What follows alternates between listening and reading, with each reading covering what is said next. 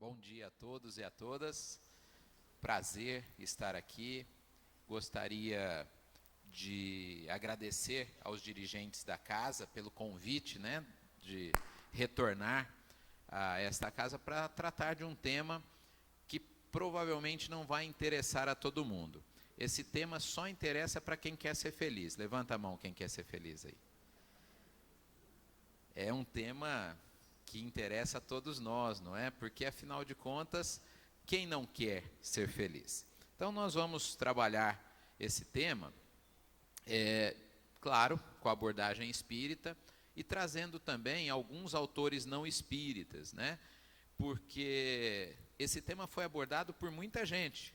Todas as correntes filosóficas tratam, trabalham o tema felicidade. Então, vamos ver se nós estamos felizes ou se nós somos felizes. Na verdade, nós, no estágio evolutivo do nosso planeta, não conseguimos ser plenamente felizes ainda.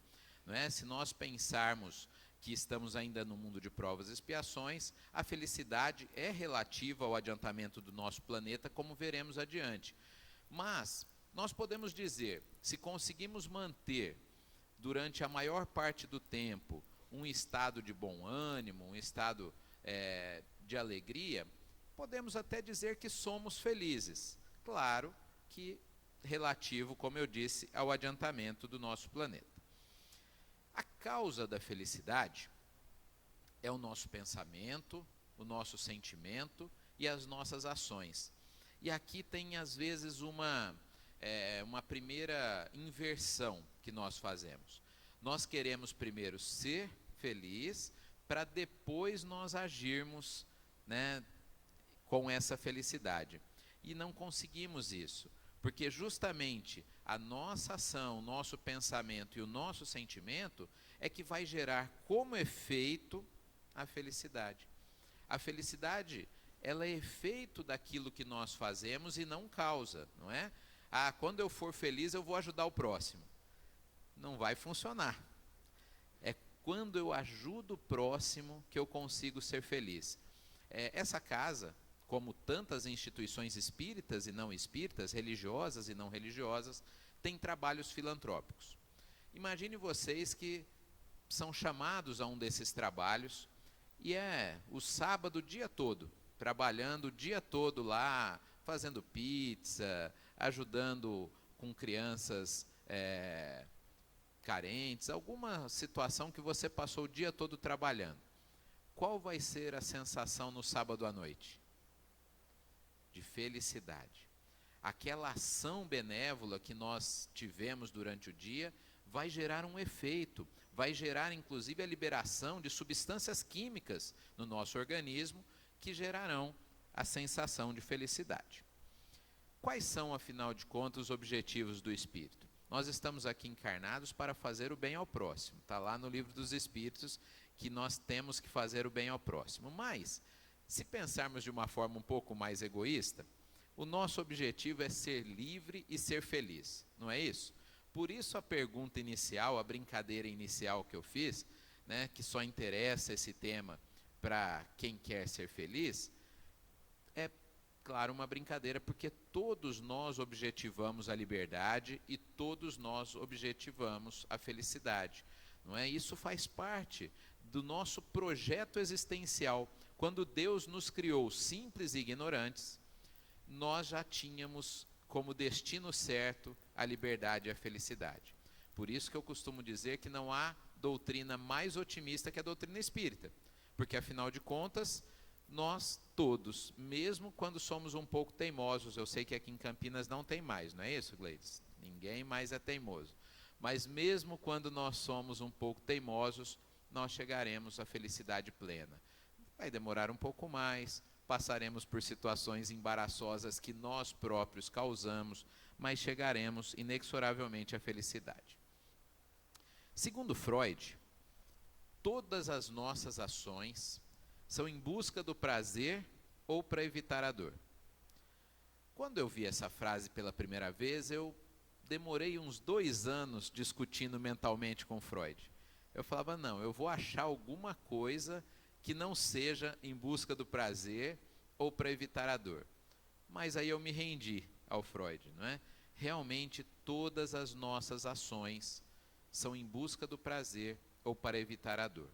Pensemos no seguinte, se nós vamos ao dentista, alguém pode falar, bom, aí olha só, o dentista não é por prazer que eu vou, e não é para evitar a dor porque eu vou sentir dor lá. Sim, mas é para evitar uma dor maior decorrente do não tratamento. Então, inexoravelmente nós vamos estar buscando ou prazer ou evitar a dor, não é isso? Diversos teóricos abordaram o tema, como eu falei no início, né? Eu me debrucei sobre 25 teóricos. Eu li textos de 25 teóricos, e aqui cito alguns: Sócrates, São Tomás de Aquino, Kant, Rousseau, Sartre, Piaget, Pestalozzi, não é, que foi o professor de Hippolyte Léon Denis Arrivel, nosso Allan Kardec, o próprio Allan Kardec, na codificação, trata desse tema, Herculano Pires, Richard Simonetti e tantos outros que trabalharam esse tema. Em especial, vou destacar aqui agora um filósofo chamado Georges Woodcock, que ele trabalha um texto intitulado A Ditadura do Relógio, e nesse texto, A Ditadura do Relógio, ele vai falar sobre uma das causas da nossa infelicidade. Vamos ver se alguém aqui se identifica. Nós temos sempre a sensação de que estamos atrasados, que não vamos dar conta, que, principalmente aos ansiosos, essa sensação é mais intensa ainda, não é?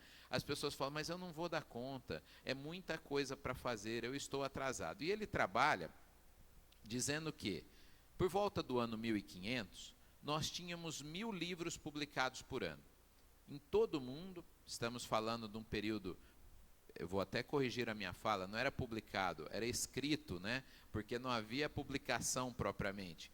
Então, apenas 1000 livros. Uma pessoa que se esforçasse muito, conseguiria ler toda a publicação da humanidade naquele período. Não é claro que 1000 livros não é tão fácil de você ler em um ano, mas a pessoa, se esforçasse, conseguiria. E também, naquela época, a velocidade média de locomoção dos seres humanos era de 12 km por hora. Ou seja, o mundo andava devagar. Por volta do ano 2010, nós temos 60 milhões de páginas publicadas por dia apenas da literatura técnico-científica. Aí já dá uma sensação de que a gente não vai acompanhar, não é isso? A gente fala, não vou dar conta. Imagine alguém da área de saúde, da medicina, consegue ler tudo o que se publica sobre aquela área? Mas vamos especificar ainda mais, a pessoa tem uma especialização, é dermatologista, ela consegue ler tudo o que se publica na área de dermatologia? Também não. Ou seja, é por isso que nós temos a sensação de que não vamos dar conta. E nós temos hoje sondas espaciais, como a Ulisses, que viajam a 135 mil quilômetros por hora. Bem diferente dos 12 quilômetros por hora lá de 1500. Então, como que eu faço? Se eu não consigo mesmo, então você acabou de confirmar que a gente não consegue acompanhar as coisas. Então, a minha sensação é verdadeira. Ela é. O que nós precisamos trabalhar, e a doutrina espírita nos orienta nesse sentido, é como lidar com isso, porque isso é irreversível. A velocidade do conhecimento humano tende a aumentar, não é? Hoje, imagina, quem tem aí mais de 40, lembra de um mundo sem internet, depois lembra da internet de escada, os jovenzinhos não vão lembrar disso, né? Se a gente tivesse que baixar uma página na internet, você punha de manhã e esperava até a noite, né? Mais ou menos isso. E agora a internet rápida, ultra rápida. Se nós não aprendermos a lidar com isso, nós ficaremos profundamente infelizes. Porque não tem como deter isso. É como nós tentarmos segurar uma enxurrada de água com as mãos. Nós seremos engolidos por isso. A velocidade é uma das coisas que o Georges Woodcock trabalha para nós entendermos, né, como causa da nossa infelicidade. Um princípio do budismo que nós podemos compartilhar aqui é que o desejo é a principal causa da infelicidade. Então, se eu coloquei um texto de um filósofo que diz que uma das causas da infelicidade é a velocidade do mundo contemporâneo, outra causa de infelicidade é o nosso desejo, a nossa ansiedade, a nossa expectativa. Dizia um filósofo amigo nosso e psicólogo do movimento espírita que nós só nos decepcionamos com as pessoas porque nós criamos expectativas, não é? Nós esperamos demais que as coisas aconteçam e daí decorre a nossa infelicidade. Então, se nós não tivermos essa expectativa, o que ela tem a oferecer, ele tem a oferecer, ela tem a oferecer? É isso que eu vou receber. Quando nós criamos expectativas e esperamos, então, que a outra pessoa ou que o sistema político seja perfeito no mundo de provas e expiações, nós nos frustramos. Nós não conseguimos lidar com aquilo. E isso nos torna infelizes. Já tratamos, então, de duas causas da infelicidade, não é, usando fontes diferentes. No ano de 1914, nos Estados Unidos, aconteceu um grande incêndio que pegou fogo num quarteirão inteiro. Imagina, 10 mil metros quadrados de construção. Ali funcionava um laboratório e funcionava também uma fábrica, né, que produzia o que se pesquisava ali. 1914 é o ano de início da Primeira Guerra Mundial. Era um ano difícil, não é? A humanidade estava passando por dificuldades. Esse incêndio destruiu o patrimônio da pessoa que nós estamos nos referindo de 2 milhões de dólares. Ela era uma pessoa rica, né, para a época ter 2 milhões de dólares, mas toda a sua riqueza praticamente estava ali naquele quarteirão, onde ela tinha o seu laboratório e a sua fábrica. Ninguém se feriu gravemente, todos conseguiram sair, né, da fábrica, ali do laboratório, e ficaram vendo o prédio pegar fogo. Este senhor virou-se para o seu filho e falou assim: filho, corre em casa, chama a mamãe para ver essas chamas, porque vai ser difícil nós vermos chamas belas como essa. O patrimônio inteiro dele estava se queimando, e ele pediu para o filho chamar a esposa para ver a beleza das chamas. Quem era esse homem? Thomas Alva Edison, que viveu de 1847 a 1931, um dos maiores inventores da história da humanidade, e nesse momento do incêndio ele tinha 67 anos. Imagine que a gente com 67 anos, de uma vida dedicada à humanidade, de repente vê todo o nosso patrimônio ruir e se queimar. Qual seria a nossa reação, a maioria de nós? De revolta, de indignação, mas não Thomas Edison. Depois dessa data, até desencarnar com 84 anos, dos 67 aos 84 anos, ele ainda fez vários inventos. Lembra que esse ano era um ano que conseguir financiamento para a reconstrução era quase impossível, porque todos os esforços estavam sendo destinados à guerra, à Primeira Guerra Mundial. E mesmo assim, ele, né, não se abalou com isso. Conta que, inclusive, à noite, depois do incêndio, ele e seus funcionários se reuniram num galpão emprestado para discutir como seria. E amanhã, vamos para onde? Trabalhar aonde, né? E a discussão estava acalorada, de repente o pessoal, mas cadê Edison? Ele estava descansando tranquilamente num canto. Olha a serenidade de alguém que confia no futuro. Então, o problema não é o problema. O problema é como nós encaramos esse problema, não é? E Thomas Edison é um grande exemplo disso. Como nós encaramos as situações e provas que nos surgem? Estamos num mundo de provas e expiações. E aqui vale destacar o seguinte: de tudo que nos acontece, a maioria são provas. Expiações algumas, né? Todo instante, todos os dias, nós somos colocados à prova em dezenas, em centenas de situações. E a questão é, como nós estamos lidando com essas provas? Acabamos de dar um exemplo extremo, né, de alguém que teve uma prova extremamente difícil e superou com uma elegância que poucos de nós conseguiríamos. Imagine que nós estamos no trânsito e o sinal está verde para a gente. Nós estamos tranquilamente andando, mas um carro passa à nossa frente, né, no sinal vermelho. A nossa reação, nós brecamos, evitamos o acidente, mas a nossa reação costuma ser não muito elevada, não é? Os nossos pensamentos e sentimentos acabam baixando o nosso padrão vibratório.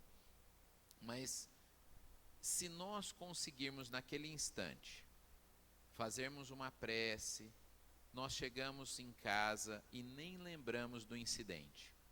Mas se nós ficarmos com raiva e alimentarmos essa raiva, provavelmente aquilo vai gerar um transtorno no restante do nosso dia.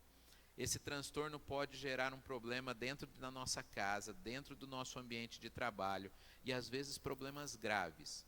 Tudo em função de um quase acidente, que nem se confirmou e nem aconteceu. Alguém aqui se identificou com a situação? Nós nos identificamos, não é? Nós sabemos que provavelmente essa seria a reação da maioria de nós. Na internet, há uns anos atrás, tinha um texto falando de 2 vendedores de sapato que foram para a Índia, 2 brasileiros. O primeiro chegou em Nova Delhi, não tinha celular ainda, e ele desceu no aeroporto e deu uma andada no entorno do aeroporto. E lá ele percebeu que as pessoas não usavam sapato. Ele voltou, pegou o orelhão de dentro do aeroporto e ligou para a fábrica aqui no Brasil e disse assim: olha, manda as minhas passagens de volta, porque vocês me mandaram para o lugar errado. Aqui na Índia ninguém usa sapato. Me mandaram vender sapato num lugar onde ninguém vende sapato.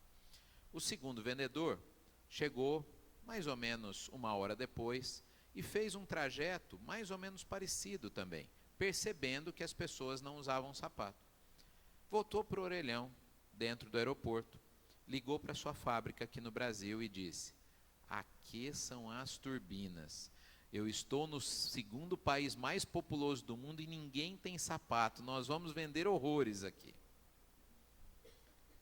Vocês percebem que a situação era idêntica? O que fez a diferença? Como cada um encarou aquela situação, não é? E assim é com o nosso dia a dia. Pessoas pessimistas, negativas, que vocês não são, mas conhecem alguém que seja, né? Falam frases desse tipo, olha só: alegria de pobre dura pouco. O que tem de doutrinário nessa frase? Nada, não é? Não tem absolutamente nada de doutrinário. Olha outra frase que eles gostam: quem ri na sexta chora no domingo. Qual o sentido? Se a doutrina espírita é racional, qual é o sentido dessa frase? O filósofo Mário Sérgio Cortella, que vocês devem conhecer, fala outras frases típicas do pessimista. Alguém tem que fazer alguma coisa. Não é? Eu não. Alguém. Eu terceirizo a solução do problema. O pessimista adora isso, né? Alguém tem que fazer alguma coisa. Outra coisa que o Cortella fala é quando nós dizemos ao pessimista assim: olha, mas não está dando errado. Olha como que ele responde: espera que você vai ver. Não é assim? Né? Mesmo quando está dando certo, ele fala: ah, mas espera, você vai ver, vai dar errado ainda. O pessimista tem outra característica: ele não gosta de ir em reunião, nem de condomínio, nenhum tipo de reunião. Sabe por quê? Porque aí ele pode pôr a culpa em quem estava na reunião. Não é assim? É igual a abstenção no voto, né? A pessoa fala: eu não sou responsável. Né? As pessoas se abstêm da sua participação para poder pôr a culpa em alguém. Se eu for lá, o que vai acontecer? Eu sou o corresponsável. Se eu fui na reunião do condomínio, será que eu dou conta de perder? A minha opinião não foi aprovada, será que eu dou conta disso? Então eu prefiro não ir e depois eu falo mal de quem foi. Né? Mais prático assim. Eu não sou responsável por isso. Essa é uma frase que o pessimista gosta bastante. Né? Essas 3 últimas frases extraídas de uma palestra do Mário Sérgio Cortella. Num vilarejo, pequeno vilarejo, havia um homem que estava para completar 100 anos. E os jovens ficavam admirados com a sua alegria, com a sua felicidade. Falavam, nossa, mas olha que alegria que aquele senhor vive, né? E ele já está com 100 anos para completar, uma hora ele não vai estar mais entre nós. Acho bom nós fazermos uma comissão, irmos até ele e perguntarmos qual é a fórmula da felicidade, porque ele deve ter. Alguém que vai fazer 100 anos e é tão feliz, deve ter a fórmula da felicidade. Os jovens então chegaram até ele, né? Ele recebeu carinhosamente e disseram, olha, o senhor poderia nos dizer, para que a gente aproveite melhor a nossa vida, qual é a fórmula da felicidade? Ele parou, pensou alguns instantes, falou, olha, eu não sei a fórmula da felicidade.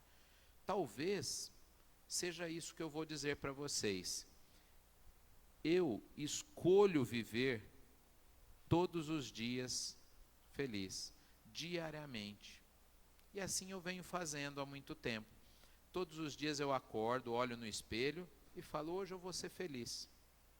No dia seguinte eu acordo, olho no espelho e digo, hoje eu vou ser feliz. Então, a fórmula é muito simples. Os espíritos superiores são felizes, são bem-humorados. É só nós vermos a escala de mundos. Segundo a doutrina espírita, nós temos 5. Mundos primitivos, a Terra já foi um deles. Mundo de provas e expiações, que nós estamos nesse momento. Mundo de regeneração, que nós caminhamos para ele. Os mundos felizes, 4º na escala. E, por fim, os mundos divinos. Ora, se na escala dos mundos, os mundos felizes está bem acima de nós, é um pressuposto básico que os espíritos superiores são felizes. Ah, não, mas sabe o que acontece, Edmir? Eles veem o nosso sofrimento e aí eles ficam tristes. Ué, qual a graça da gente progredir então? Não é? Porque sempre vai ter alguém infeliz, então eu vou me entristecer por isso. E sabe por que isso não acontece? Pais e mães aqui vão entender bem isso. Quando nossos filhos começam a andar e eles caem, nós ficamos tristes? Não. A gente sabe que aquilo faz parte do processo de aprendizagem. Que sem o tombo, eles não vão aprender a andar. Os espíritos superiores olham para nós e sabem que os nossos tombos fazem parte do nosso processo evolutivo. Portanto, eles não ficam infelizes. Não faria nenhum sentido nós progredirmos para ficarmos infelizes com aquilo que aconteceu com algum irmão. Claro, nós nos solidarizamos, nós ajudamos quando temos condição de fazer. Mas isso não quer dizer que nós tenhamos que ser infelizes. E da onde surgiu essa ideia? No livro O Nome da Rosa, que foi depois filmografado, é um livro do Humberto Eco, fica bastante claro isso. No século III, aproximadamente da era cristã, os agnósticos e os neoplatônicos entendiam que o prazer era pecaminoso. Então foi tirado dos evangelhos tudo aquilo que dizia respeito a prazer. Não é? A ideia era educar as pessoas pelo medo e pela dor. No filme e livro citado em questão, O Nome da Rosa, Humberto Eco trata, é uma obra de ficção, de um livro escrito pelo Aristóteles, que estava num mosteiro medieval e que falava do riso, falava do prazer.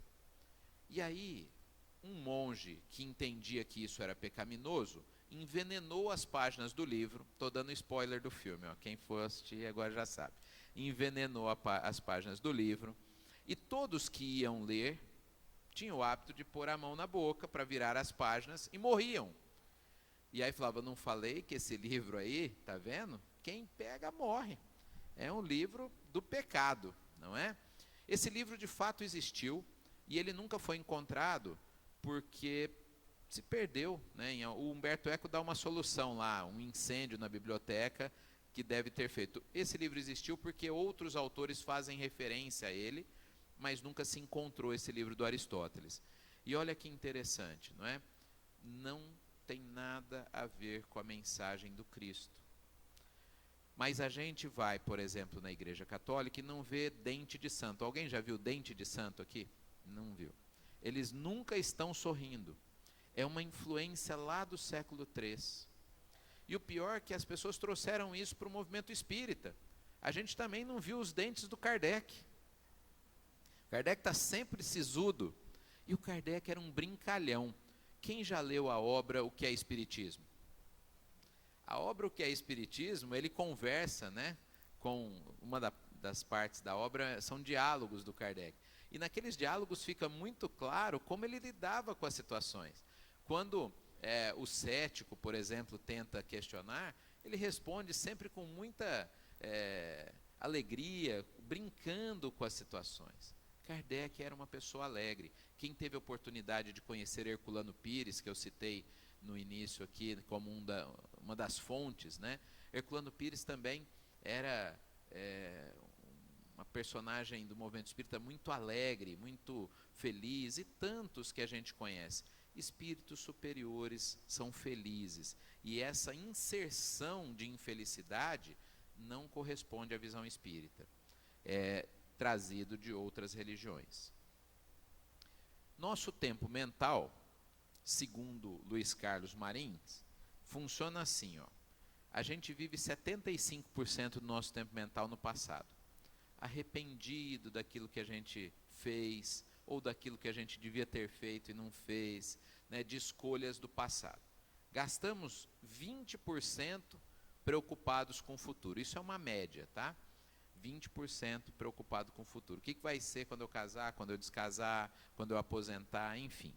E gastamos apenas 5% do nosso tempo mental preocupados com o presente. Aqui temos um problema. Aqui temos um problema porque o único tempo que nós podemos agir é no presente. Não podemos agir mais no passado e ainda não podemos agir no futuro. Ah, mas eu posso transformar o meu futuro? Posso, se eu fizer algo no presente. É sempre o presente que nos cabe. E quando nós distorcemos, claro que nós temos que nos lembrar das coisas passadas e temos que pensar no futuro, mas não nessa proporção. Nós gastamos tempo demais e esquecemos do nosso presente. O único momento que podemos agir é no presente. E ele é tão bom que se chama presente. É um presente de Deus para que a gente possa transformar a nossa realidade, não é? Então, olha como que nós já detectamos algumas causas de infelicidade. A nossa preocupação excessiva com o tempo, o nosso desejo e ansiedade e expectativa excessivos, e também o desvio do nosso tempo mental para o futuro ou para o passado, perdendo a oportunidade de transformar o presente. No filme Sociedade dos Poetas Mortos, que na década de 80 ficou muito famoso no meio educacional, em todos os meios, tinha uma frase em latim que os mais velhos devem se lembrar, foi muito falada, comentada. Carpe diem, aproveitem o dia, que o professor falava para os seus alunos. Aproveitem o dia. Hoje, a hora que nós sairmos daqui, tem alguma pendência com alguém? Vai resolver. Sabe quem que falou isso? Jesus. Jesus falou, olha, larga as oferendas que você está fazendo aí no templo e vai resolver a pendência que você tem com o seu irmão enquanto você está a caminho com ele. Jesus já sabia que o momento presente era importante, que a gente devia fazer agora.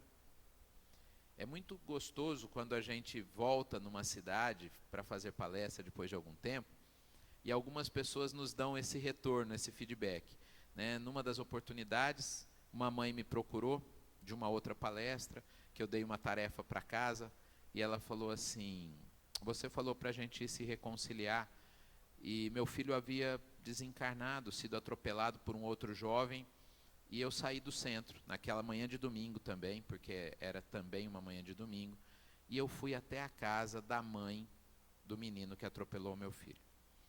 Eu precisava resolver essa pendência. E hoje ela é uma trabalhadora da casa junto comigo, não é?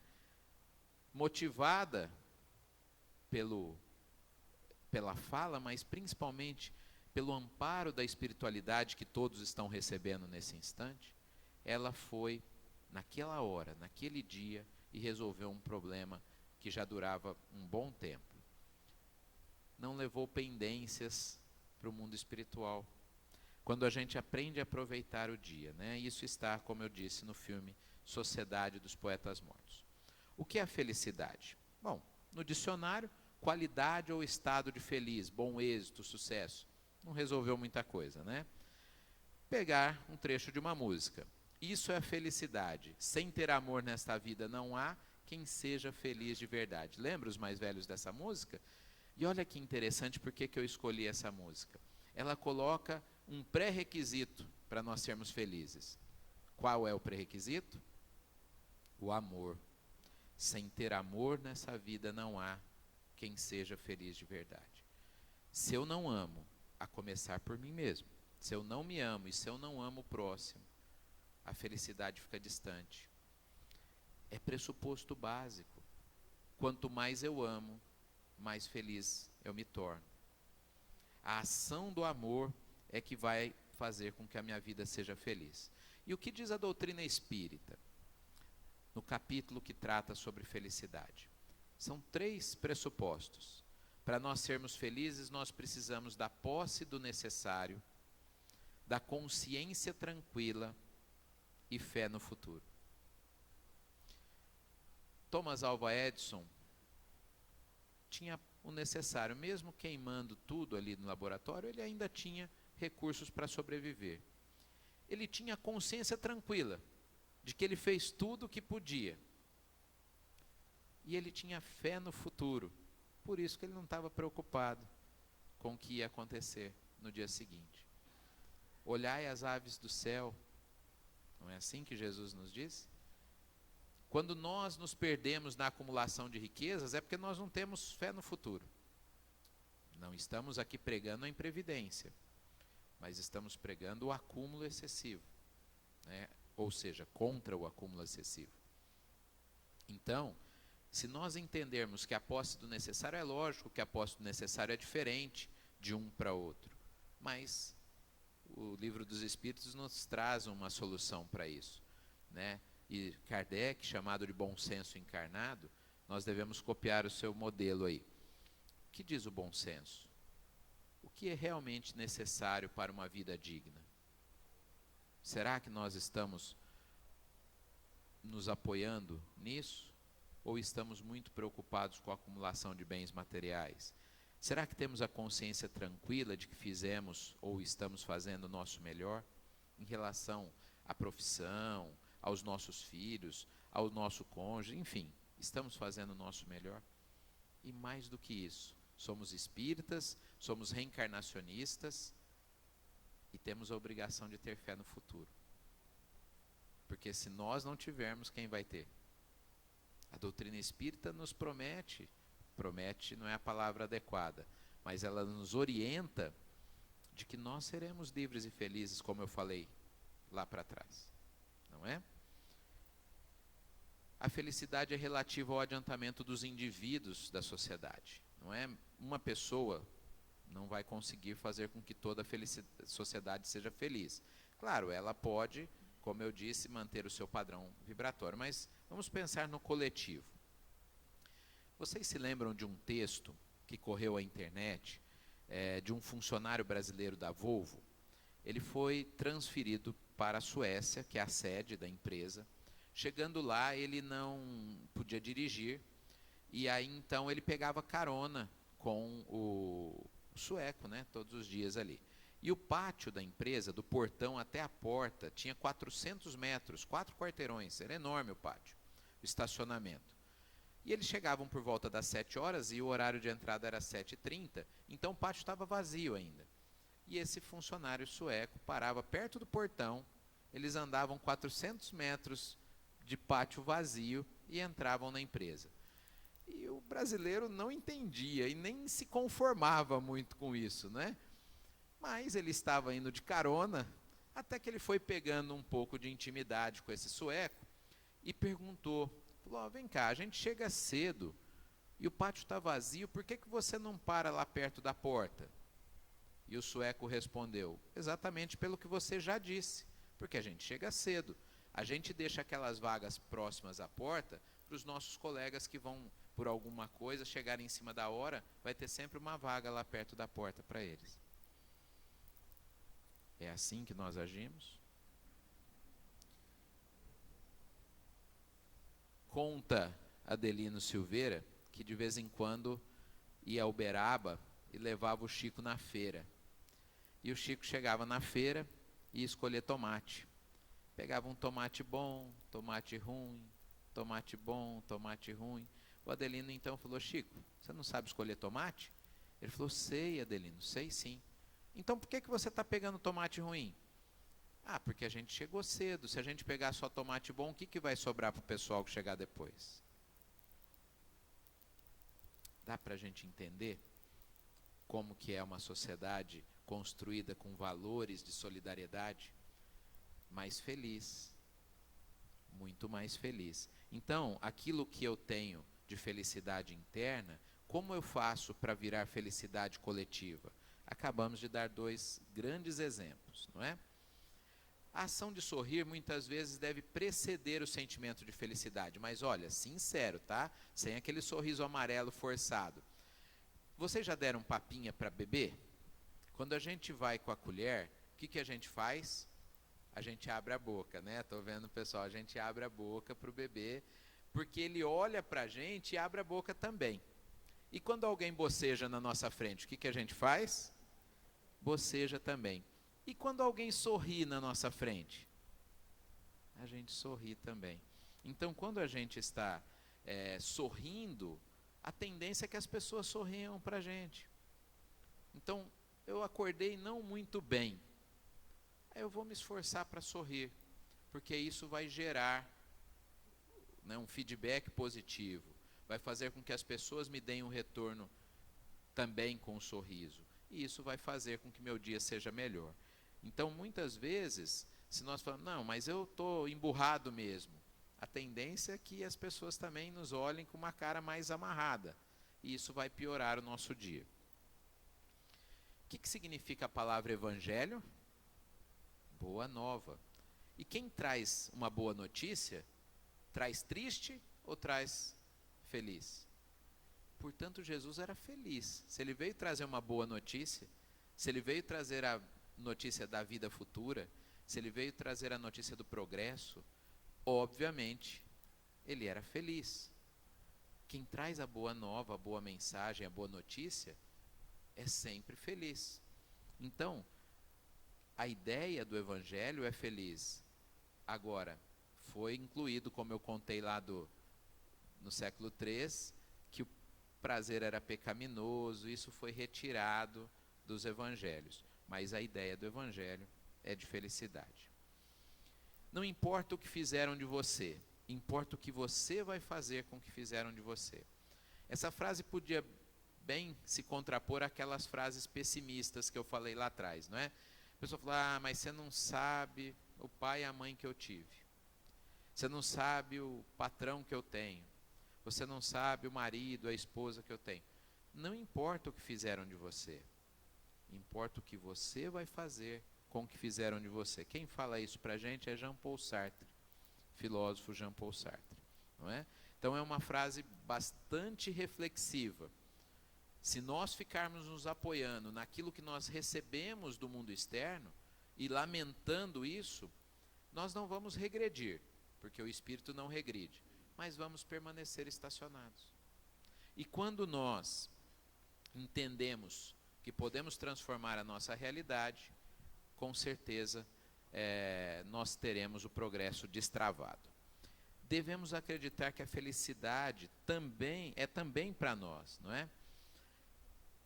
Teve um funcionário, não casou, ele aposentou e, ao aposentar, tirou o fundo de garantia. Ele falou: olha, meu sonho é dar uma volta ao mundo, fazer um cruzeiro, dar uma volta ao mundo. Ele foi na agência de viagem e viu que o que ele tinha retirado de fundo de garantia era o valor do cruzeiro, 30 dias dando a volta ao mundo. Ele falou: gasto ou não gasto? Né? Gasto minhas economias.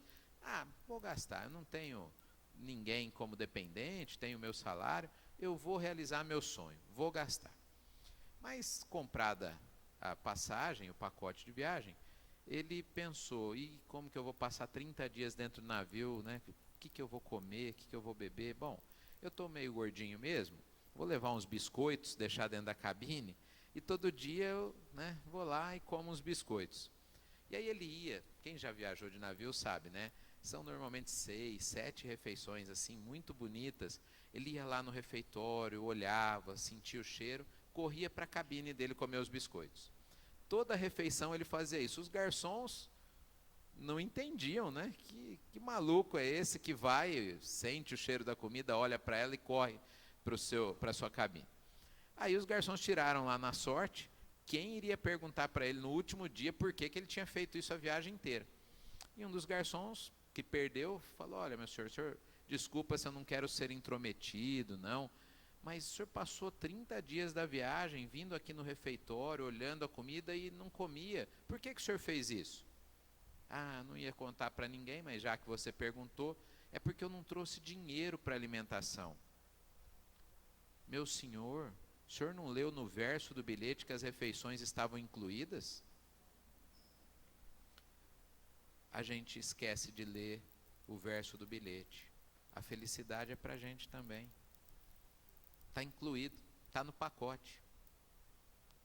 A viagem de navio é a nossa encarnação. E a felicidade está no pacote. E nós esquecemos de ler o verso do bilhete achando que é apenas para os outros. Para sermos felizes, nós precisamos dar sentido ao que fazemos. Nós não podemos agir de forma insensata, sem prestarmos atenção, né, naquilo que estamos fazendo. E para nós ilustrarmos isso, vamos lembrar de um jovem casal que tinha casado, e a mãe da esposa agora, né, ia visitá-los num domingo de manhã, para o almoço, na verdade. Eles perderam hora, acordaram 11 da manhã, e aí a esposa falou: bem, minha mãe veio almoçar com a gente aqui, lembra que eu te falei durante a semana? Lembro. Nossa, não fizemos nada. Eu vou tomar um banho rápido, você pega o lagarto que tem aí no freezer, põe para assar, para dar tempo. E ela então saiu do banho, foi lá olhar no forno se o marido tinha feito o que, porque o marido nunca faz muito bem, né? Assim, ela foi dar uma conferida, né? E aí a hora que ela olhou, ela falou para o marido assim: bem, mas você não cortou as pontas do lagarto? Ele falou: não. Por quê? Não, porque toda vez que a gente assa o lagarto tem que cortar as duas pontas. Que bobagem, por que isso? A hora que minha mãe chegar, você pergunta para ela se não é verdade.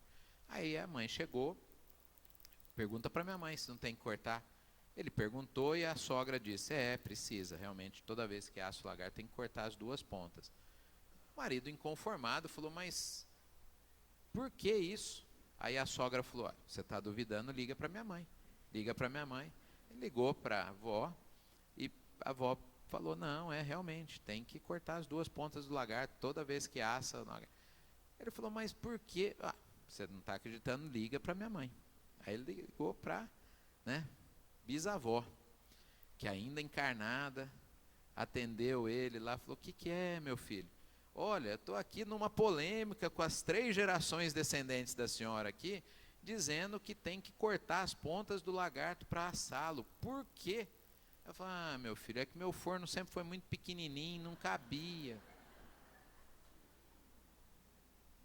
A gente não faz isso? Riro por adesão, né? A gente faz isso. A gente não dá sentido. A gente passa o fim de semana assistindo um filme violento, aí fala assim: não sei porque que eu estou mal. Não damos sentido ao que estamos fazendo. Não é assim? E aí a gente não entende por que nós estamos mal acompanhados espiritualmente. Como é que anda a minha casa mental? Eu estou dando sentido ao que eu penso, ao que eu sinto? Senão a gente vai continuar assando, cortando as pontas do lagarto por muito tempo. Nós precisamos diferenciar o que é essencial daquilo que é importante, daquilo que é acidental. O que é essencial para nós espíritas? Vamos pensar um pouco?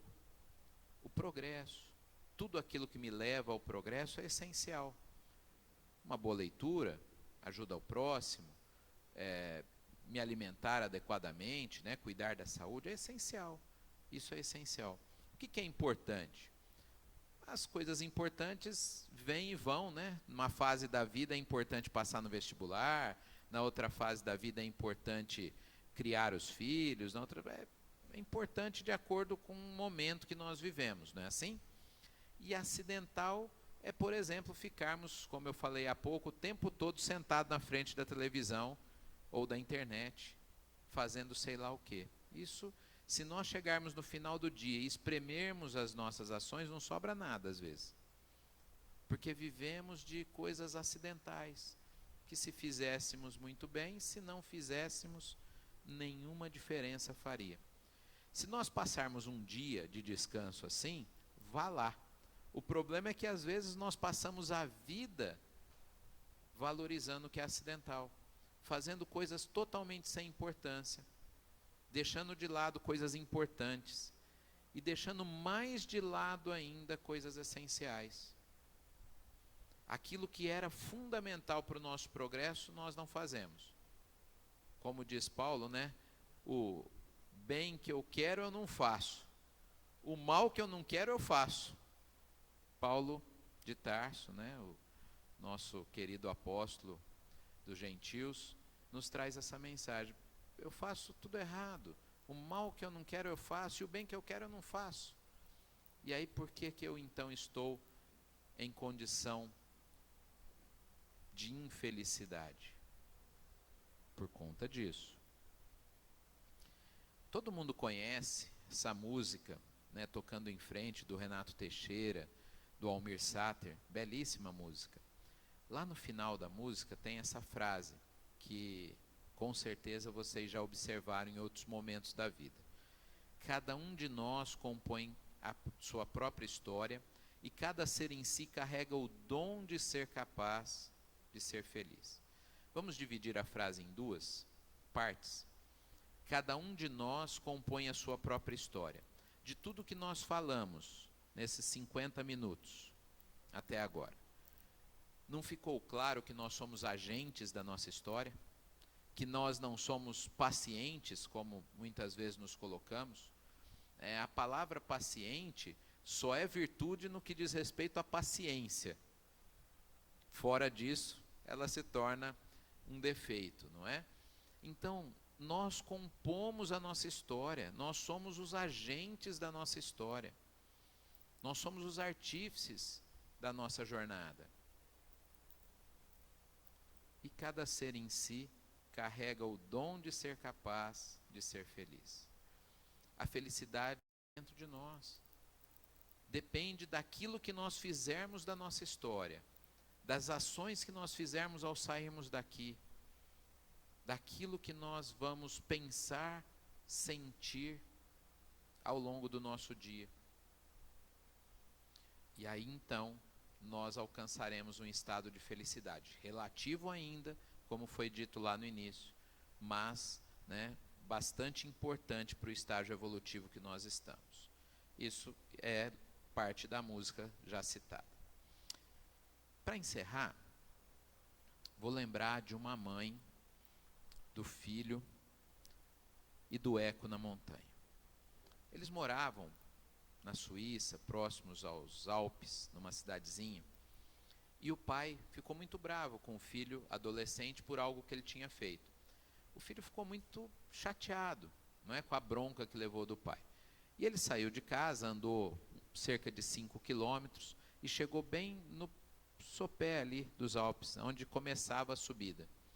E para descarregar aquela raiva que ele estava do pai, ele gritou bem alto: eu te odeio. E todo mundo sabe, né, que o paredão rochoso devolveu o eco: eu te odeio. O menino não entendeu muito bem e voltou para casa e contou para a mãe. Falou: ah, mãe, tem uma pessoa lá na montanha falando coisas não muito boas. A mãe, muito bondosa, falou: ah, filho, vamos lá então, quem sabe a gente encontra essa pessoa e consegue ajudá-la. Chegando lá, o menino repetiu a cena para mostrar para a mãe, né? Ele gritou: eu te odeio, imaginando que a outra pessoa gritaria: eu te odeio, em resposta. E quando ele fez isso, a mãe percebeu que não era outra pessoa, e sim o eco da montanha que estava respondendo a ele. Então ela sorriu, virou-se para o garoto e falou: meu filho, também tem uma senhora aqui que fala coisas bonitas. E ela gritou bem alto: eu te amo. E o eco da montanha respondeu: eu te amo. Ela virou-se para o filho e falou: a vida, meu filho, é tal qual essa experiência que você acaba de vivenciar. Se você dá a ela coisas negativas, ela te retorna coisas negativas. Mas se você dá a ela coisas positivas, ela te retorna coisas positivas.